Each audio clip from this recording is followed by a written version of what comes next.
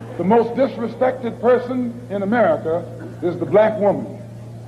The most unprotected person in America is the black woman. The most neglected person in America is the black woman. Good night, friends. I hope you guys are well. I hope you guys are safe. Tonight we'll discuss the man that you see on the screen, 31-year-old Ray Charles Evans. Around this time in 2020, Mr. Evans was being booked into the Gwinnett County Jail due to threatening to shoot his landlord and having to be forcefully removed from the property he was renting by the Gwinnett County Police Department.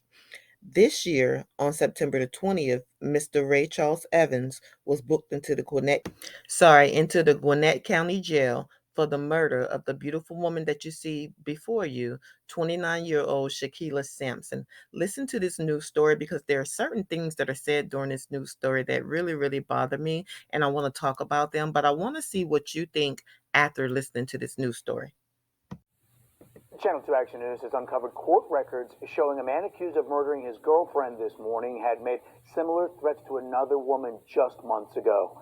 Police say that the suspect shot 29-year-old Shakila Sample at a house on Prospect Church Road in Gwinnett County. Channel 2 Gwinnett County Bureau Chief Tony Thomas live at the Gwinnett County Jail with one question Sample's family is asking. And Justin, that question is simply why? This is the protective order taken out against Ray Evans last year. His former landlord took this out, alleging that he had made severe threats to her, and they sound eerily similar to what police say played out this morning. The bottom line, Evans' 29-year-old girlfriend is dead, and he's now inside this jail, charged with her murder. She was my baby sister. Cleo Sample is still reeling after learning his little sister Shakila was murdered early Monday morning. She was the kindest, most sweetest person you would ever know. You know what I mean? Like, nobody's perfect, but she always made you smile and always cared. Gwinnett County Police confirmed Sample and 31-year-old Ray Evans came to this Prospect Church Road house Sunday night. Within hours, she was shot in the head. Her boyfriend of just a few weeks, gone. Detectives say there was at least one other person in the house at the time. There was witnesses at the scene that detectives are interviewing as well. I told her, don't let that kindness fool you. He's a snake, but you know they gotta learn the hard way. And I'm sorry, but maybe I should have told her to stay away. Maybe I could have did more. Court records I found show Evans spent several days in jail for terroristic threats last year after threatening to shoot his former landlord. She told me by phone he became increasingly violent, and it took several officers to get him out of her house. For Cleo and his family, there's some comfort knowing Evans is behind bars again. I feel better, but you know, justice is served. Can't complain, but still, why my sister? Jail records show Evans was booked here into the Gwinnett County Jail in under 2 hours ago. Live in Gwinnett County, Tony Thomas, Channel 2 Action News. And so a couple of things bother me with Shakila's story. First of all, as you heard the news anchor say, he had been in trouble for making these type of threats towards another woman, his landlord, a year ago, threatening to shoot her in the head. This year, he actually shot someone in the head. I'm trying to figure out what is it when these people go to court that the judge doesn't understand about them being a danger to society, a danger to women, or just a danger in general. If he threatened to do it and you let him out within a couple of days and he did it, that to me means that the blood is actually on your hands, because this man should have got more than a couple of days for threatening to shoot his landlord. And I always try to make sure I'm being respectful when I'm talking about these cases, even though they bring a certain amount of emotion. So the next thing I want to talk about in the news story was the statement from her brother. Now, I do not advocate for having a microphone shoved into your face right after losing a loved one or having someone very important to you pass away. I really think that's kind of cold and kind of cruel, and I don't think that would be a moment that anyone would be in their right mind as to what they would need to say or how they want to express themselves. So I don't think the news anchor should have done that. But one of the things that the brother said really stood out to me when he made the statement that he told his sister to watch out um, because of the kindness that this guy was showing, that he was really a snake. The brother must have recognized something in this guy that made him feel like the guy was a snake. And then the other statement, as far as they got to learn the hard way, I kind of, I don't know if this was, like I said, him having the microphone in front of him and maybe him not really knowing how to respond in a time of grief.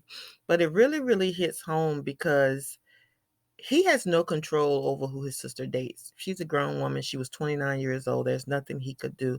However, it really, really um brings out the point I'm trying to make as far as Black women being on our own. There is no one to protect us at all. There is no one. I don't even think there are many Black men who feel like they are obligated to protect us. I'm sure, just as I stated in my other videos, there was some evidence of domestic abuse. I'm just trying to understand how this could have escalated within a couple of weeks. You know, if he's able to murder her within a couple of weeks, what was she going through within those weeks? I don't know if they've been 2 weeks, 3 weeks, we don't know, but they just said her boyfriend of a couple of weeks. What was she going through that made the brother able to see that he was a snake and made this man the type of person that would murder her within a couple of weeks? And I think a big part of it is the fact that he was making those kind of terroristic threats and he wasn't taken seriously, because I thought for terroristic threats you get maybe 5 to 7 years, but I feel like you should at least be held in jail for a certain amount of time, like a couple of days. And he was able to get out and actually murder someone within a couple of months, within the next year, not even a year, a couple of months. So I really found that strange in the video. But like I said, the thing I wanted to hit home with is that this is happening. And from my research, this is actually happening now every 6 hours. So it's went from every 8 hours to every 6 hours, which means the frequency has really, really increased. But Black women, we are out here by ourselves. There is no one who feel that they need to protect us. And I'm not even going to say no one. I'm going to say there is a minimum amount of people who feel that they need to protect us. We are out here by ourselves. We go missing at an alarming rate. We are being murdered at an alarming rate. I was thinking about this case with this Gabby Petito, and I know everybody's talking about this case. But do you see how she was on every news channel? You couldn't even surf, like go on Google without that article about her popping up. You couldn't even go on YouTube without her story popping up. Our stories are not being told in that manner. It really feels like nobody cares about the Black woman's plight at all. We are not broadcast all over the news when we are missing and when we are murdered. But for the last, I'll say, week or so, or however long this case with Gabby Petito has been going on, that's all you saw was the blonde haired, blue eyed white girl who's missing, who's now been murdered. Our stories aren't being told in that capacity. And that is why I applaud the many channels I've found that are telling our stories, and, different sources of media that are telling our stories. There is no one who feels like they need to protect us at all. So we really have to make sure we're exercising our Second Amendment rights. We really have to make sure that we're being cautious of who we're getting involved with. From my research, the house that they showed was a home that was owned by a church that rented it out to people who had fell on hard times. I didn't find much information regarding Shaquilla Sample's life, but I did, because she was very private. There was not much information on her social media. There was no information that I was able to find, but I did find her family structure was very strong. Her family was very loving. I don't know if she was going through something financially, and maybe, that's why she was renting the house, or maybe they have the information wrong. But I don't know how she ran into contact with this guy who ended up murdering her. But for him to murder her within a couple of weeks, it just really shows and indicates how much danger we really are in. And then also for the justice system not to take the situation seriously, not to take the fact that he threatened someone else with a gun and threatened to shoot them and had to be physically removed from the home. It wasn't enough to keep him in jail longer than a couple of days, to the point that he was out within a couple of months and actually murdered Shaquila. Also, to point out the fact that nobody is here to protect us. I cannot reiterate that enough. Nobody feels like they can protect us. Whenever you talk about these stories, a lot of times our men, black men, will say, she should have chose better, or what did she do to deserve this, or unfortunately she had to learn the hard way. There's no one out here who's going to protect us. We have to protect ourselves. We have to get armed with a gun. If you're scared of a gun, you have to get armed with mace. We have to get armed with something that will get us out of this situation immediately and effectively. Shaquila will be laid to rest on September the 26th of 2021. And as I stated before, this is every 6 hours, even though I will keep the name every 8 hours because that's the way I started.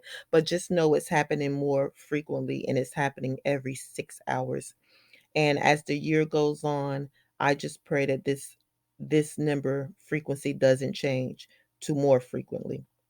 But may she rest in peace and may her family find peace. You guys stay safe out there. Make sure you're protecting yourself. Make sure you're surrounding yourself with people who actually love you and genuinely care about your well being.